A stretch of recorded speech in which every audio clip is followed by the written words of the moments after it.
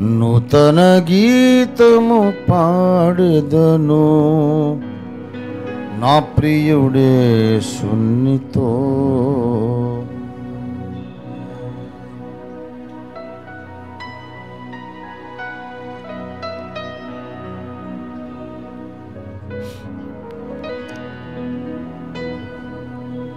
నూతన గీతము పాడెదను నా ప్రియుడేసునితో. నూతన గీతము పాడెదను నా ప్రియుడేసునితో. హల్లెలూయా హల్లెలూయా హల్లెలూయా ఆమేన్. హల్లెలూయా హల్లెలూయా హల్లెలూయా ఆమేన్. నూతన గీతము పాడెదను నా ప్రియుడేసునితో. స్తోత్రం.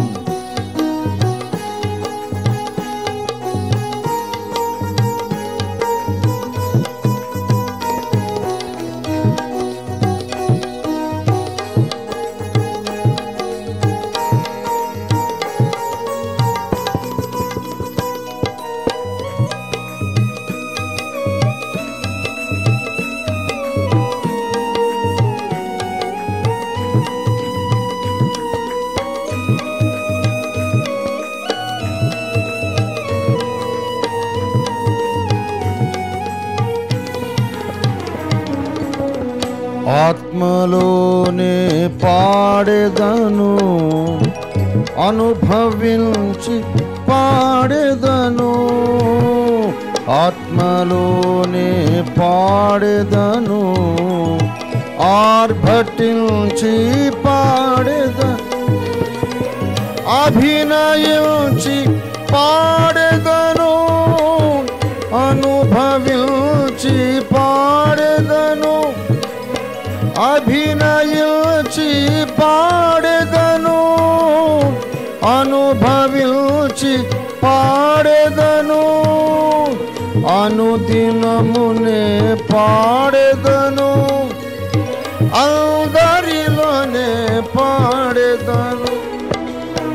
అనుదినమునే పాడెదను అందరిలోనే పాడెదను.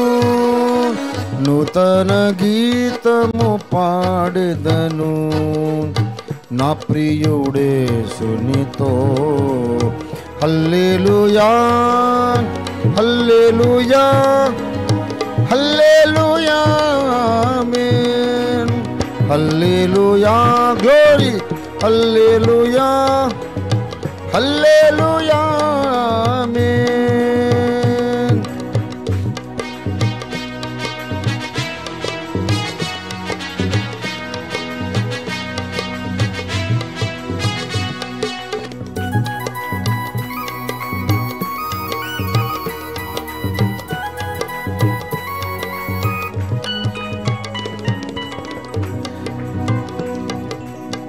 యేసనా మంచి కాపరి, యేసనా గొప్ప కాపరి.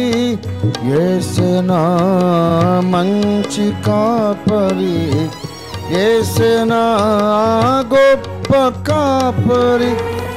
యేసనా ప్రధాన కాపరి, యేసనా ఆత్మ కాపరి. యేసనా ప్రధాన కాపరి, యేసనా ఆత్మ కాపరి. యేసనను కొన్న కాపరి, యేసనాలో ఉన్న కాపరి. యేసనను కొన్న కాపరి, యేసనాలో ఉన్న కాపరి. నూతన గీతము పాడెదను ఆమేన్. యేసునిలో నూతన గీతము పాడెదను నా ప్రియుడేసునితో. హల్లెలూయా ఆమేన్. హల్లెలూయా హల్లెలూయా ఆమేన్. హల్లెలూయా హల్లెలూయా హల్లెలూయా ఆమేన్. స్తోత్రం. హల్లెలూయా. గ్లోరీ.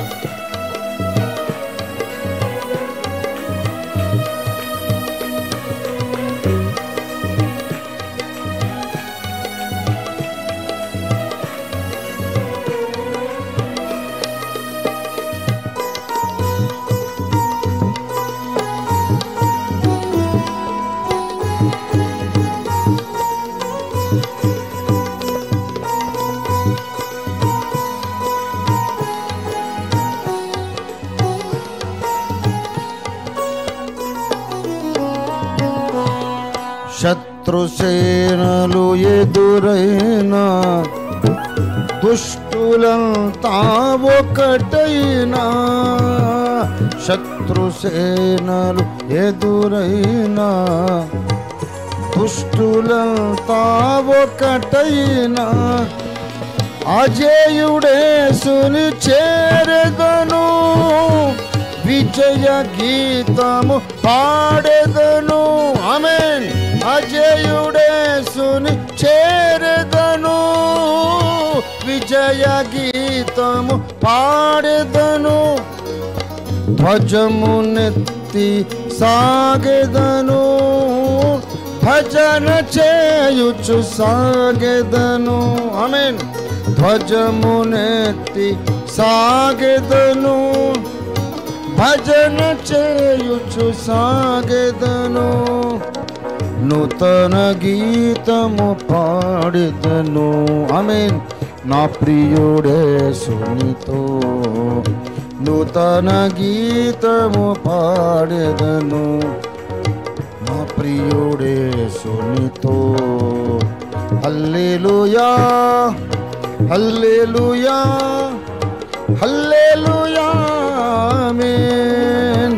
హల్లెలూయా హల్లెలూయా హల్లెలూయా ఆమేన్. హల్లెలూయా ఆమేన్. హల్లెలూయా ఆమేన్. దేవునికి స్తోత్రం. హల్లెలూయా.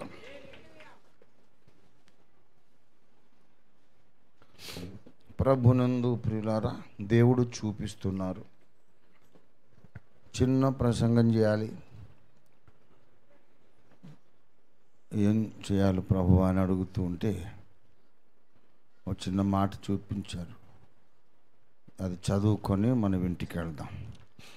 34వ కీర్తన మొట్టమొదటి వచనం.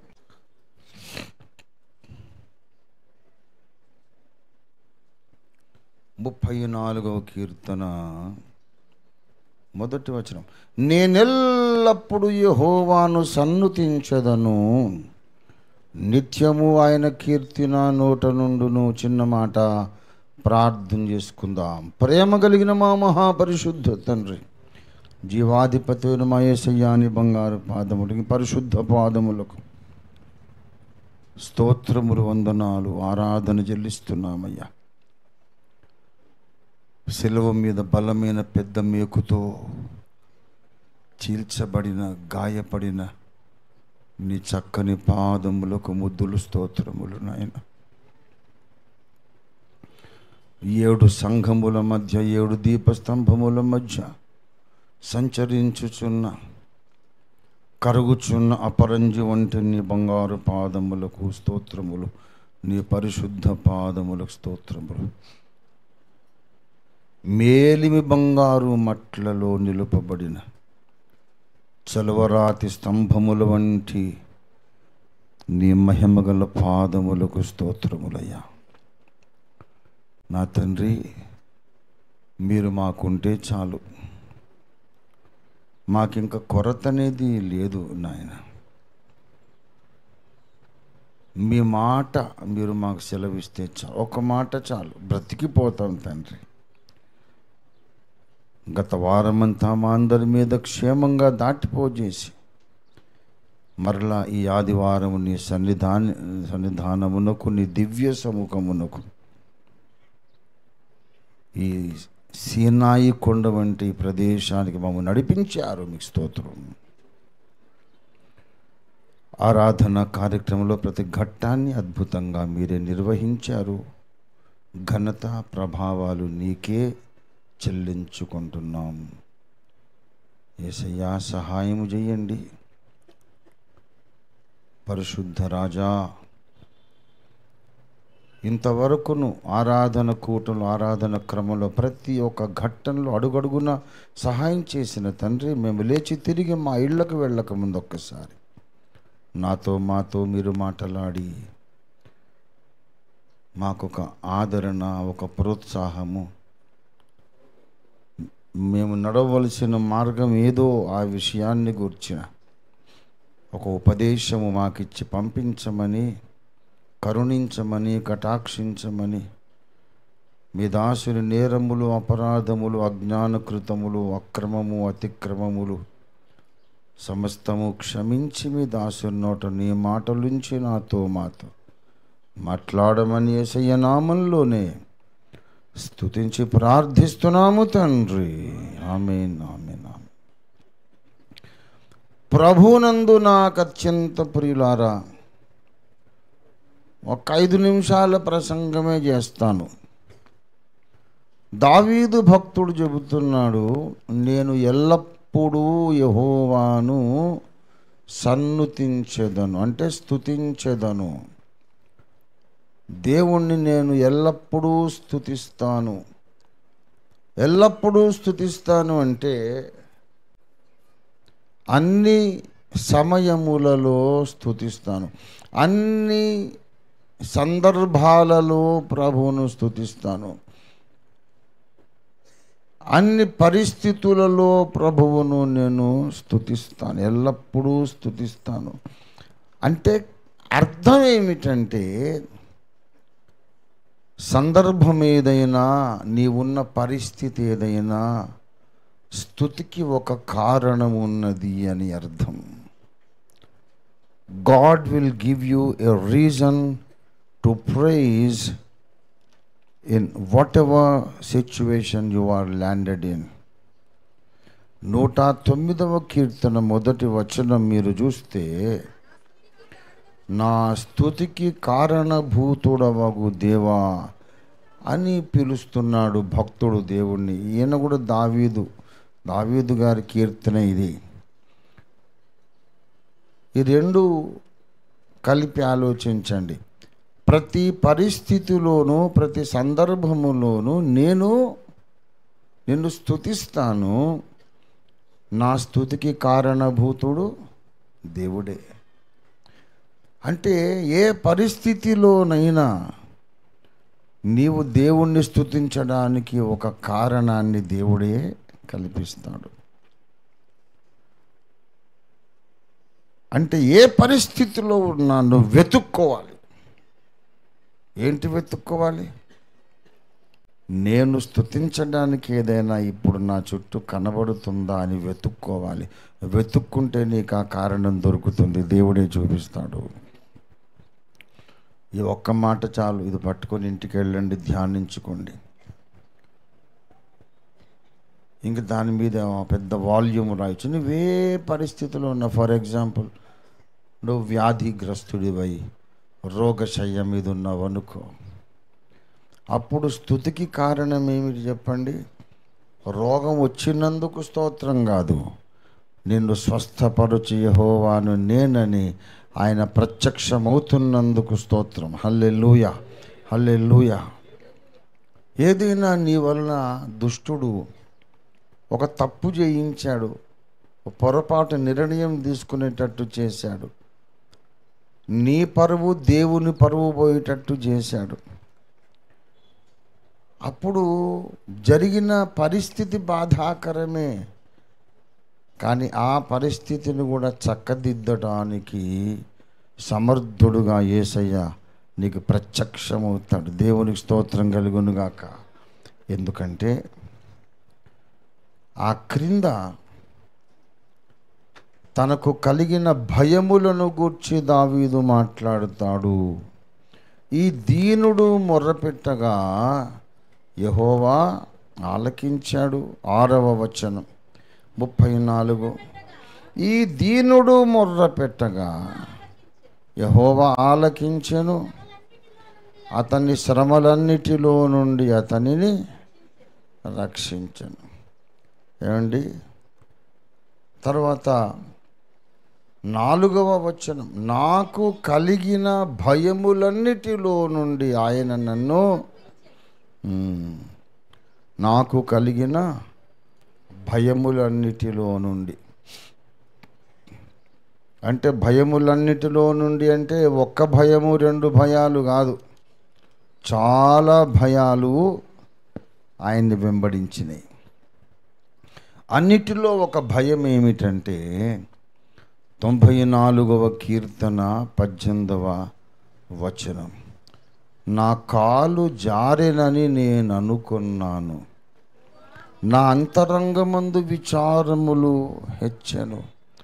అంటే అయిపోయింది, నా ఆధ్యాత్మిక జీవితం సర్వనాశనం అయిపోయింది, నా కాలు జారింది, నేను తప్పు చేశాను, ఇక దేవుడు నన్ను యాక్సెప్ట్ చెయ్యడు, ఇంకా నేను దేవుని గురించి ఎవరికైనా సాక్ష్యం చెప్పినా ప్రయోజనం లేదు, ఎవరు వినరు, నా బ్రతుకు పాడైపోయింది.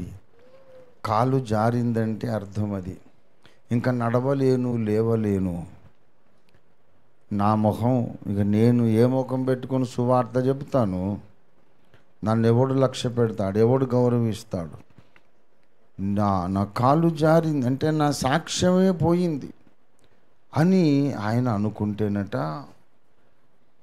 అంతరంగమందు విచారములు హెచ్చినవట. ఇంకంతకన్నా బాధ ఏముంది?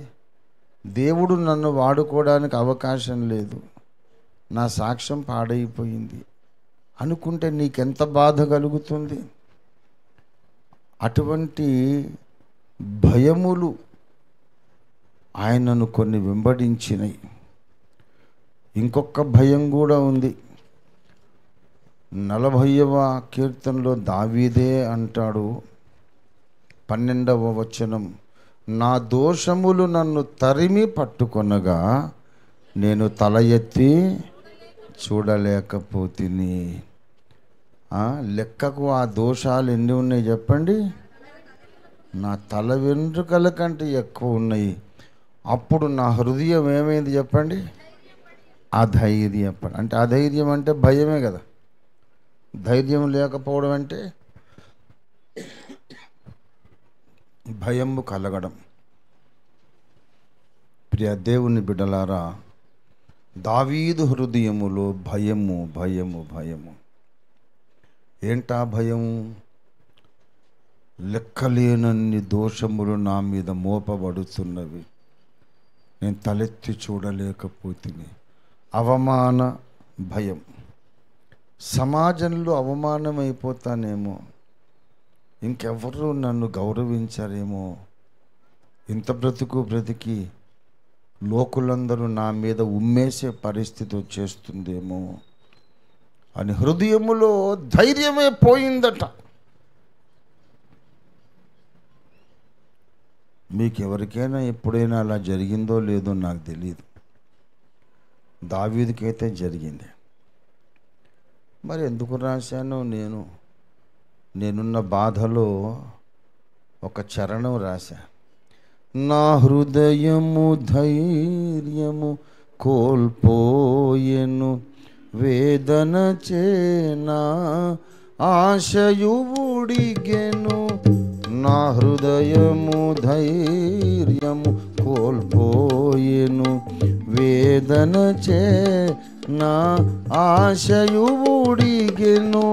రోదించను కన్నీరే మిగులని కడు బీదనైపోయా, చాలా పేదోడినైపోయా.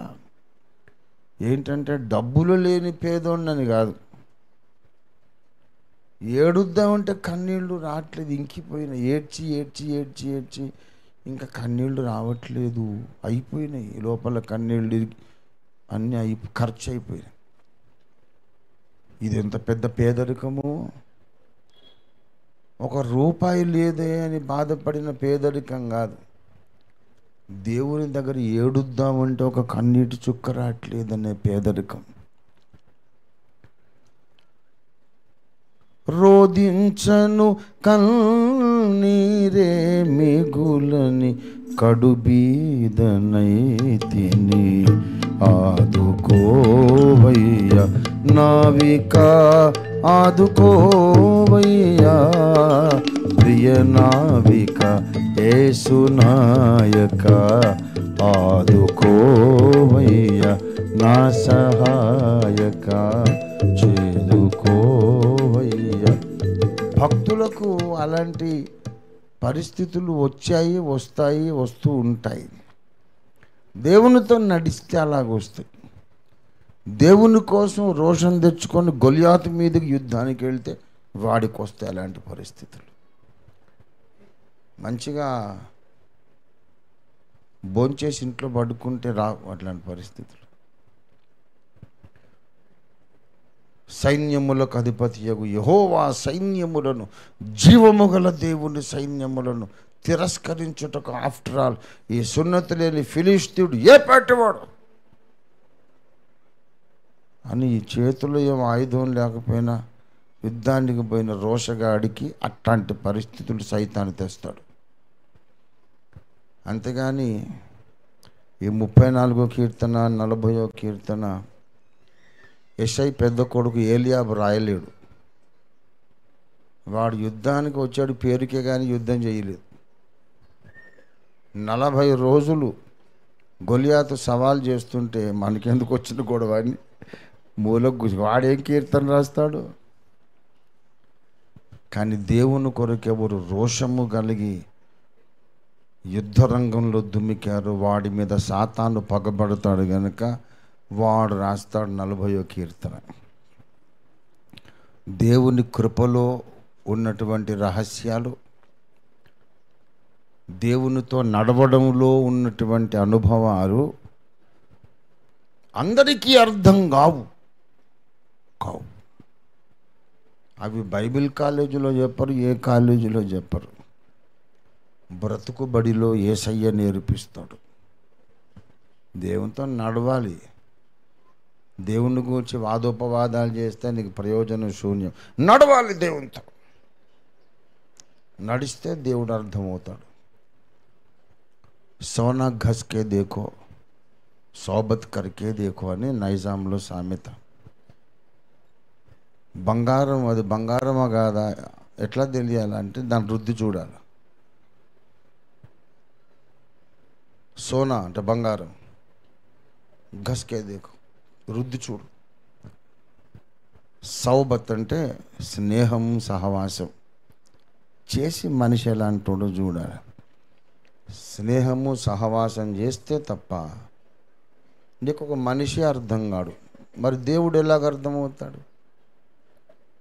దేవునితో కూడా సౌబత్ కరికే దేఖో, దేవునితో కూడా సహవాసం చేసి దేవుణ్ణి అర్థం చేసుకో. అప్పుడు తెలుస్తుంది. మెట్టుకు దేవుణ్ణి బహుగా ప్రేమించి దగ్గరగా దేవునితో నడిచి దేవుని కొరకు రోషం తెచ్చుకొని ఉద్రేకపడి అందరికీ శత్రువై శక్తికి మించిన యుద్ధాలు చేసి సాతానుకు శత్రువైనందుకు అంధకార రాజ్యమే దావీదు మీద పగబట్టినందుకు చీకటి రాజ్య మూకలన్నీ దాడి చేసి దావీదుకు ఒక పరిస్థితి కల్పించిన తల ఎత్తి చూడలేకపోతుంది. నా హృదయము ధైర్యము కోల్పోయింది. భయం భయం భయం. అయితే ఆ పరిస్థితిలో కూడా చుట్టూ చూస్తే ఒక స్తుతికి కారణం దేవుడు చూపిస్తాడు. దేవునికి స్తోత్రం కలుగునుగాక. దావీదుకు భయాలు కలిగినవి. మరణ భయము, అవమాన భయము, ఆధ్యాత్మిక పతనం అనే భయం. దేవుడే నన్ను త్రోసివేస్తాడేమోనన్న భయం. అలాంటి భయం కలిగినప్పుడట ఈయనకు ధైర్యం ఎలా కలిగింది? 94వ కీర్తనలోనికి మళ్ళీ రండి. ధైర్యం ఎలా కలిగిందంటే 18వ వచనం, యెహోవా నీ కృప నన్ను బలపరుచుచున్నది, నా అంతరంగమందు విచారములు హెచ్చగా. దేవుడు వచ్చేస్తాడండి. నువ్వు నిజంగా భయపడి గడగడ వణికిపోయి, కానీ దేవునికి పనికి రానేమో, దేవుడు నన్ను శాశ్వతంగా త్రోసేసాడేమో అని నీవు ఎవరికి చెప్పుకోవాలో దిక్కుతోచనే పరిస్థితిలో ఉంటే యేసయ్య దగ్గరికి వచ్చేస్తాడు. రే బేటా, భయపడకురా, నేను ఉన్నాను కదా. నీ భుజం మీద చెయ్యేసి దగ్గర తీసి హత్తుకొని ముద్దు పెట్టుకొని, నేనున్నాను రా, భయపడకు, నువ్వు చేసిన తప్పును క్షమిస్తాను, నీ జీవితాన్ని మళ్ళీ నువ్వు కట్టుకో, నేను నీకు సహాయం చేస్తాను, పర్వాలేదు, ఎవడైనా ఏమైనా అనుకొని నువ్వు దిద్దుకుంటే చాలు, నేను నీ పక్షంగా పోరాడతాను, నీ మార్గాన్ని నువ్వు దిద్దుకో చాలు, నేను పోరాడతానని ధైర్యాన్ని ఇచ్చేవాడు యేసయ్య. భయపడిపోతున్న, గడగడ వణికిపోతున్న వాడికి ధైర్యమునిచ్చేవాడుగా ఆయన కనబడి మనము స్తుతించడానికి కారణాన్ని ఇస్తాడు. దేవునికి స్తోత్రం కలుగును గాక. నువ్వు వ్యాధిగ్రస్తుడు అయినా, బలహీనుడు అయినా, అప్పుల బాధలు ఉన్నా, సమాజము నిన్ను వెలివేసిన, ఆధ్యాత్మికంగా పతనావస్థలో ఉన్న ఒక కారణం ఉంది. స్తుతికి కారణం యేసయ్య. ఈ పరిస్థితులన్నిటికీ ఆయన చాలినవాడు అని చెప్తూ ఆ మొదటి వచనములో 2వ సెంటెన్స్లో ఏమంటాడంటే, నిత్యము ఆయన కీర్తి నా నోట ఉండును. స్తుతి వేరు, కీర్తి వేరు. కీర్తి అంటే ఏంటి తెలుసా? చెప్పండి. కీర్తి అంటే రెప్యుటేషన్. కీర్తి అంటే ఆయన గొప్పతనమును గూర్చిన సమాచారము కీర్తి. ఆయన కీర్తి నా నోట ఉండును అంటే లోగడ దేవుడు ఎన్నెన్ని గొప్ప కార్యములు చేసానో ఆ సమాచారము నా నోట ఉండును. అంటే అర్థం ఏంటంటే, నేనే పడిపోయి చెడిపోయి బాధలో ఉండి దిక్కుమాలినోడిగా ఉండి ఎటు పోవాలో, ఏం కావాలో, బావిలో దూకాలో, ఏం చేయాలో అర్థం కాని పరిస్థితిలో ఉంటే, పర్వాలేదు నాయన, నా కుమారుడా, నేనున్నానుగా అని ధైర్యపరుస్తాడు. చూడండి, అప్పుడు గుర్తొస్తుంది ఇదే రీతిగా ఆయన ఎంతమంది భక్తులను బలపరిచాడో. అది ఆయన కీర్తి. పడిపోయిన వారిని లేవనెత్తే దేవుడు, ఇది ఆయన కీర్తి. చెడిపోయిన వారిని బాగు చేసే దేవుడు, ఇది ఆయన కీర్తి. పాడైపోయిన స్థలములను బాగు చేసే దేవుడు, ఇది ఆయనకున్న reputation. In whatever condition you are, God can still rectify you. This is his reputation. నీవే స్థితిలో ఉన్నా దేవుడు నిన్ను విడిచిపెట్టట్లేదు. God is committed for your rectification. God is committed to set you right. ఇటువంటి పాడు పని చేశారు, ఇలాంటి పనికి మాలిన పని చేశారు, ఇలాంటి పనికి మాలిన నిర్ణయాలు తీసుకున్నారు అని చెప్పి దేవుడు త్రోసివేసేవాడు కాదు. ఒక వాత పెట్టైనా సరే, మొట్టికాయ వేసైనా సరే నిన్ను మళ్ళీ బాగు చేయటానికైనా పూనుకుంటున్నాడు. God is committed for your rectification and restoration. నిన్ను మళ్ళీ బాగు చేసి, మళ్ళీ పరిశుద్ధపరిచి, మళ్ళీ తన మార్గములో నిలబెట్టి నడిపించి తన సేవలో వాడుకోవాలి అని దేవుడు కమిట్ అయిపోయాడంతే. దేవుని స్తోత్రం కలుగును గాక. హల్లెలూయా. దేవునికున్న కీర్తి ఇది. దేవుని కీర్తి అంటూ మనకు అర్థం కావడానికే అబ్రహాము కథ, యాకోబు కథ, దావీదు కథ, సంసోను కథ అని రాయించాడు. ఎందుకు అనుకున్నారు? God has a reputation of rectifying the totally undone lives. పడిపోయి మొత్తం సర్వనాశనమైనటువంటి బ్రతుకులను లేపి వాడుకునేవాడనే ఒక కీర్తి, ఒక రెప్యుటేషన్ ఉంది. సంసోను జీవితం ఆలోచించండి. అసలు మొత్తం సర్వనాశనం అయిపోయాడు. ఏమండి, దేవుని హస్తము తనను ఎడబాసెను, శత్రువులకు బందీగా దొరికిపోయాడు. వాళ్ళు ఆయనను తీసుకుపోయి కనుగుడ్లు పెరికేశారు.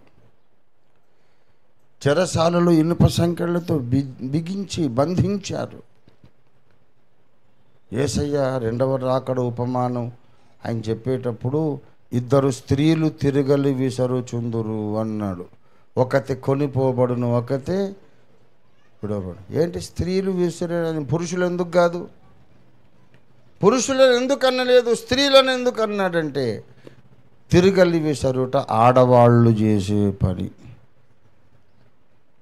సంసోను పెద్ద మగాడిని మనగాడిని అనుకున్నావురా నువ్వు? ఆడోళ్ళు చేసే పని చెయ్యి అని తిరగలి విసిరే పనికి పెట్టారు. సంసోనును మహాబలశాలి, ఆయనకి గతి పట్టింది. కళ్ళు కనుగుడ్లు పోయినాయి. ఆ గుంటల్లో నుండే నీళ్లు గారుతున్నాయి. నీళ్లు తుడుచుకోవడానికి కూడా చేతులు రావడం లేదు. సంకెళ్లలో బంధించబడ్డాడు. కళ్ళు గుడ్లు పెరికేసిన గుంటల్లోంచి నీళ్లు గారుతున్నాయి. ఫిలిష్తీయులను గడగడలాడించినటువంటి అసహాయ శూరుడు ఆ స్థితిలో ఉన్నాడు. Still there is hope. అటువంటి వాడిని మళ్ళా దేవుడు దర్శించాడు.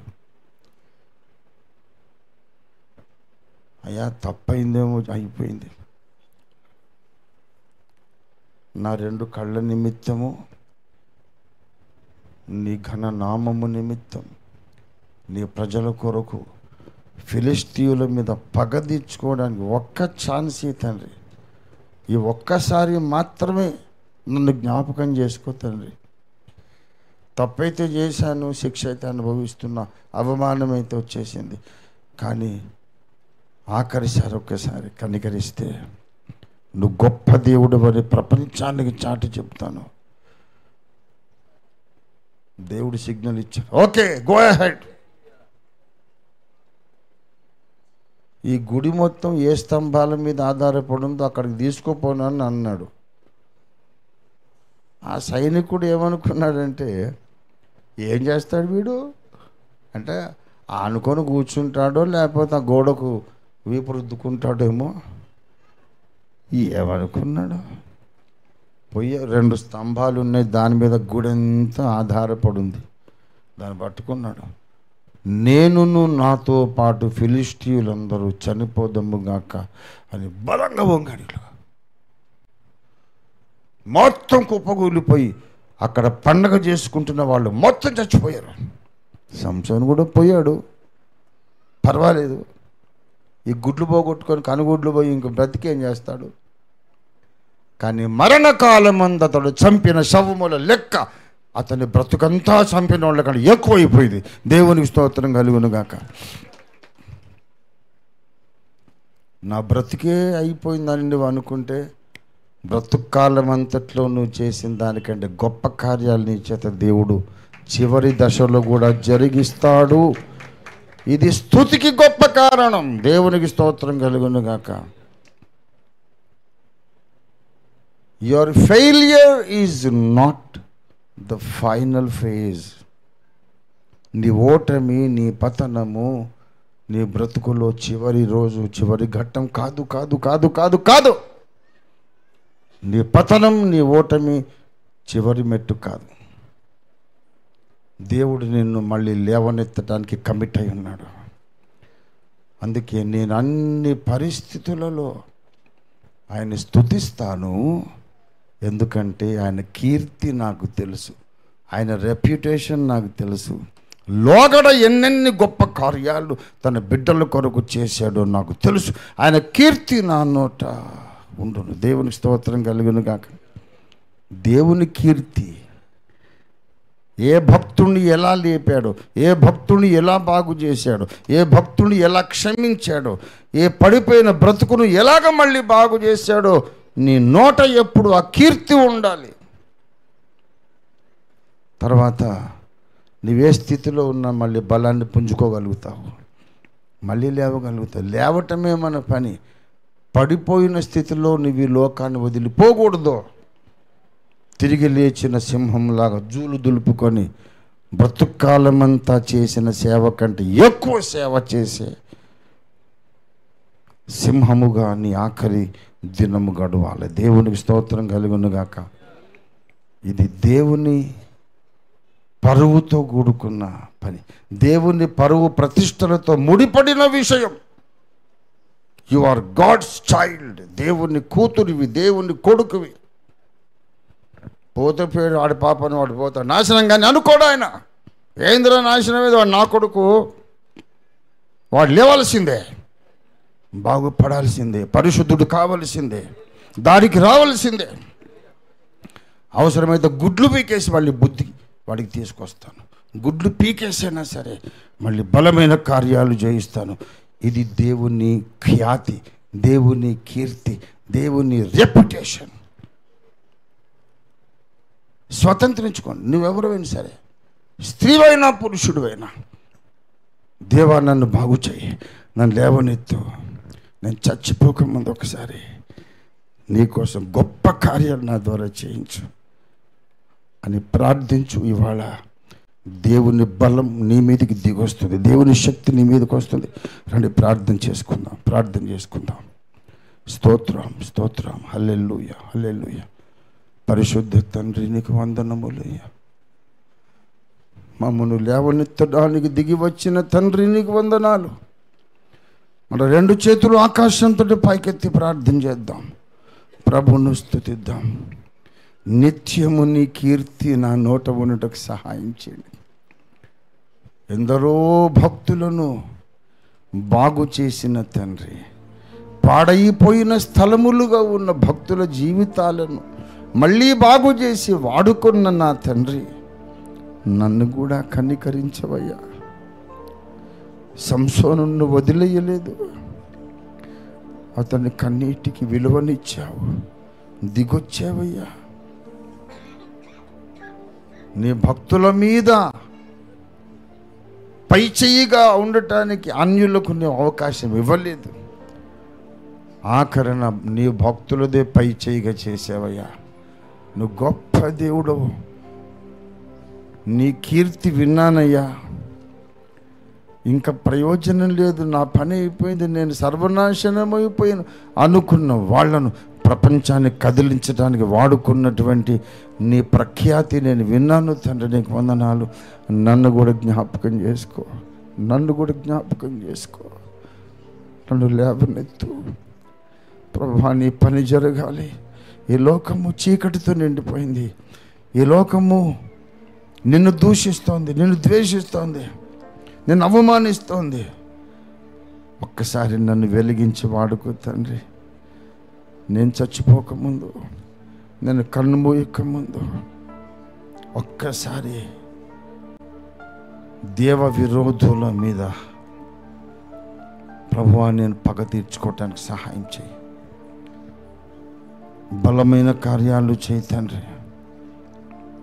దేవ విరోధులు సిగ్గుపడునట్లు, సువార్త విరోధులు సిగ్గుపడునట్లుగా ఒక బలమైన కార్యం నా ద్వారా జరిగించు. నేను మంచివాడిని కాదు, నేను యోగ్యురాలని కాదు, కాదు కానే కాదు, మేము యోగ్యులమని కాదయ్యా. నీకున్న కీర్తిని బట్టి what you have done earlier, do it again in my life O Lord. ప్రార్థన చేయండి ప్రభువా. నీ ఘననామమునకు మహిమ కలుగునట్లు చిన్న పురుగునైన నన్ను వాడుకో తండ్రి, నన్ను వాడుకో తండ్రి. నీ కార్యాలు జరగాలి. నేను మోషే అంత భక్తిపరుణ్ణి కాకపోవచ్చు, ఏలియా అంత ఆత్మబలం నాకు లేకపోవచ్చు, దానియేలుకున్నంత మోకాళ్ళ జీవితం నాకు లేకపోవచ్చు. కానీ నీ నామ మహిమ కొరకు ఈ భూలోక ప్రజలంతా నీ మహిమను చూచున్నట్లు ఒక చిన్న పురుగు లాంటి నన్ను వాడుకో తండ్రి. నీ కీర్తి నా జ్ఞాపకం చేశావు తండ్రి. నీకు వందనాలు. నేను గొప్ప వ్యక్తినని కాదయ్యా, నీవు గొప్ప దేవుడవు కాబట్టి గొప్ప కార్యాలు జరిగించడానికి దిగి రమ్ముతాను. ఓ శరబరి అందర ధర హుందరీ ధర బరరి ఖాందర బరి ఓ శరంధర ధర బుబరీ ధర బహూదరీ బరా సకాందర బరి ఉందర శరద బారరి ఆర బరరి కందల భారధర బర సికందర ఉందర బరరి కందల బర హుందరీ ధర కరాందర బరరి బురబరరి అందర బర హుందరీ బరాదర బరరి అందర బర ఉషర బరరి కందర బర సకూందర బరరి కార బరరి అందర బ ఊసర బరరి కందల బర సికందర. దిగిరమ్ము నాయన, దిగిరమ్ము తండ్రి. నీ సంఘము మీదకి దిగిరండి, ఈ భూప్రపంచం మీదకి దిగిరండి, మా ప్రియతమ భారతదేశం మీదకి దిగిరండి, భారతీయ క్రైస్తవ సమాజం మీదకి దిగిరండి. పరిశుద్ధాత్మదేవా దిగిరండి, దహించు అగ్నిగా దిగిరండి, మమ్మల్ని పరిశుద్ధపరిచే అగ్నిగా దిగిరండి. దిగిరండి.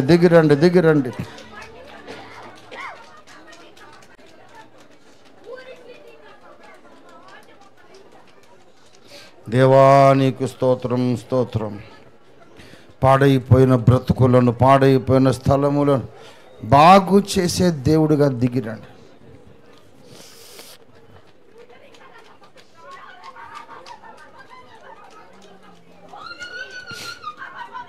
ఓ రాజా నీకు వందనాలు.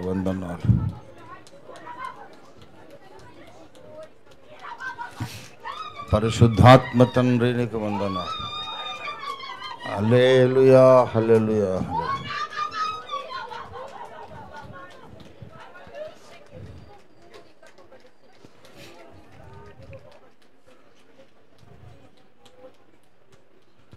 ప్రేమ సంతోషానందములను, ప్రేమ సంతోషానందములను ప్రధాన యాజక పోగొట్టుకోటిని, ప్రధాన యాజక పోగొట్టుకోటిని. ప్రేమతో సమకూర్చుమా, ప్రేమతో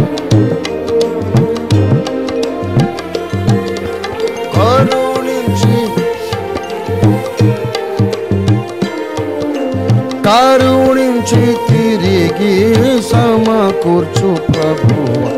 క్షమాపణను వేడుచున్నాను, క్షమాపణను.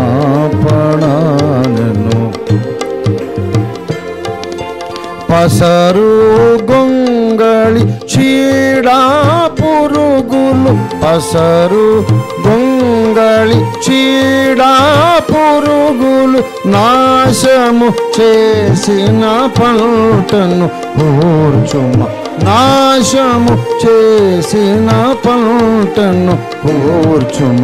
యేసు ప్రభువును వేడుచున్నాను, యేసు ప్రభువును వేడుచున్నాను. కరుణించి తిరిగి సమకూర్చు ప్రభువా. హల్లెలూయా, గ్లోరీ. సమకూర్చు ప్రభువా, క్షమాపణను. Hallelujah. Thank you Lord. Restore thy people to thy presence. పాపపు విషముతో నా పాత్ర నిండెను, పాపపు స్తోత్రం నిండెను. ప్రభు యేసు డను పిండిని కలుపుమ, ప్రభు యేసు డను పిండిని కలుపుమ. పాప మరణములు తొలగించుమ. స్తోత్రం. Thank you lord Jesus. కరుణించి తిరిగి సమకూర్చు ప్రభువా, కరుణించి తిరిగి సమకూర్చు ప్రభువా, క్షమాపణలు వేడుచున్నాను తండ్రి. అయ్యా నీకు వందనాలు. నన్ను సమకూర్చు తండ్రి. Restore me back to your presence. Restore me back to the prayer room, O Lord. Restore me back to the Bible study room, O Lord. Restore me back to holiness, O Lord. నన్ను పరిశుద్ధతలోనికి సమకూర్చు. ప్రార్థనా గదికి నన్ను సమకూర్చు. నీ లేఖన పరిశోధనకు నన్ను సమకూర్చు. నీతో నడవడానికి నన్ను సమకూర్చు. నాకన్నా చిన్నవారెందరో ఈ లోకాన్ని వదిలి వెళ్ళిపోయారు. నా సమవయస్కులు ఎందరో వెళ్ళిపోయారు. నేను ఇంకా ఉన్నానయ్యా. పాపకార్యాలు చేయటానికి కాదు, నీ చిత్తము చేయడానికి నన్ను ఉంచావని నేను గ్రహిస్తున్నాను. ఇంకా ఎందుకున్నానయ్యా? సమకూర్చబడటానికి అని నేను నమ్ముతున్నాను. టచ్ మీ లార్డ్, రీన్యూ మీ లార్డ్. నన్ను నూతనపరచు, నన్ను ముట్టు. నాకు మారు మనసు అనుగ్రహించమని అడగండి ప్రియులారా. Please grant me repentance O Lord. మారు మనస్సు పొందుటకు నన్ను నీ అనుగ్రహ ఐశ్వర్యముతో ప్రేరేపించు తండ్రి.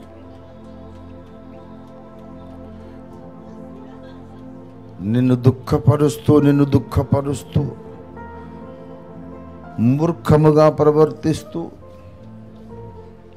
నిన్ను గాయపరిచి నేనును గాయపడుతూ అర్థం లేని బ్రతకడానికి ఇంకా గతించిన కాలమే చాలు తండ్రి. Let me be logical and reasonable and acceptable in your presence. Set me right O Lord. నన్ను బాగు చేయమని అడగండి ప్రియులారా. ఇవాళ నీకు స్తుతికి కారణం ఉంది. ఎందుకంటే దేవుని గతకాలపు కీర్తిని బట్టి చూస్తే నువ్వు ఏ స్థితిలో ఉన్న నిన్ను దేవుడు నిలబెట్టడానికి ఆయన సమర్థుడు. This is God's reputation. This must encourage you to repent and come back to God. దేవుని కీర్తి జ్ఞాపకం చేసుకో. నువ్వే స్థితిలో ఉన్న నిన్ను బాగు చేసి నిలబెట్టే సమర్థుడు ఆయన. కనుక మారు మనసు పొందుటకు నీవు ఇవాళ ఒక మంచి నిర్ణయం, తీర్మానం చేయాలి. మంచి నిర్ణయం తీసుకోవాలి. వ్యర్థమైనటువంటి పనికిరాని తీర్మానాలతో, పనికిరాని ఆలోచనలతో దేవుణ్ణి గాయపరుస్తూ బ్రతకటానికి ఇక గతించిన కాలమే చాలు. చాలు చాలు చాలు. ఈ రోజు నుండి కొత్త బ్రతుకు ఆరంభిద్దాం. కొత్త ఆలోచన మొదలు పెడదాం. కొత్త మనస్సు కలిగి ఇక్కడి నుంచి వెళ్దాం. ప్రార్థన. ప్రేమ కలిగిన మా మహాపరిశుద్ధ తండ్రి, నీ వాక్యం మీరు పంపించారు, నీకు స్తోత్రం. మాలో నీ వాక్యం ఫలింప చేయండి. మారు మనస్సు పొంది కొత్త మనస్సుతో ఇక్కడి నుంచి వెళ్ళి నీకోసం నూతన బ్రతకటానికి సహాయం చేయండి. నాకు సహాయం చేయండి, మాకందరికీ సహాయం చేయండి. యేసు పరిశుద్ధ నామంలో స్తుతించి ప్రార్థిస్తున్నాం తండ్రి. మన తండ్రి అయిన దేవాది దేవుని శాశ్వత ప్రేమయు, సర్వ జగద్రక్షకుడైన యేసునాథుని అనంత కృపయు, పరిశుద్ధాత్మ దేవుని తోడి దివ్య మనోహర సహవాసం చేరి వచ్చిన మనకందరకు భూలోకమందు ఆధ్యాత్మిక యాత్రలో అనేక భయముల చేత పీడించబడుతున్నటువంటి విశ్వాసులందరికీ సదాకాలము తోడయుండి వారిని లేవనెత్తి స్తుతులతో నింపునుగాక. ఆమేన్, ఆమేన్, ఆమేన్. యేసు రక్తమునకే జయం, ప్రభు యేసు రక్తమునకే జయం, ప్రభు యేసు నామమునకు సంపూర్ణ జయం కలుగునుగాక. అపవాదికి వాని సమస్త కార్యములకు అనంత నాశనము కలుగునుగాక. ఆమేన్.